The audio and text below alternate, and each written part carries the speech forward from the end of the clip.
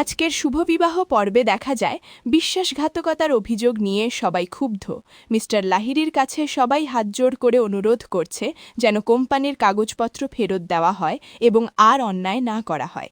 ঝিনুক জানায় অসুস্থ অবস্থায় আশ্রয় দেওয়া মানুষ এমন বিশ্বাসঘাতকতা করতে পারে না।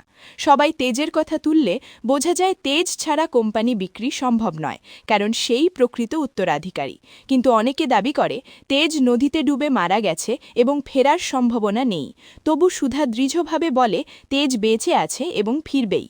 এদিকে তেজ দূর থেকে সবকিছু দেখে পরিচিতির অনুভূতিতে দুলে ওঠে, কিন্তু স্মৃতির অস্পষ্ট। রিপোর্ট অনুযায়ী সে মৃত, তবু তার মনে বাড়ি ঘর মানুষজন অদ্ভুতভাবে চিনে ফেলার অনুভূতি কাজ করে।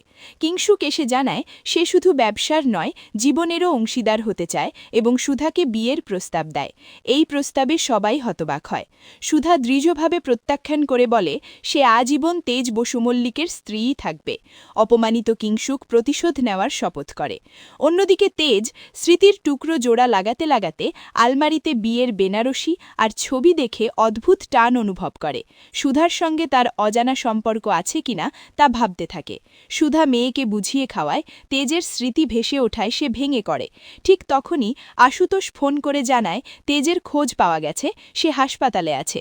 সুধা বিস্মিত ও আবেগাপ্লুত হয়ে পড়ে। তেজও উল্টে রাখা একটি ছবি দেখতে যায়। ঠিক তখনই পর্বটি শেষ হয়। পরের পর্বে কী ঘটে তা জানার অপেক্ষায় থেকে আজকের পর্ব এখানেই শেষ।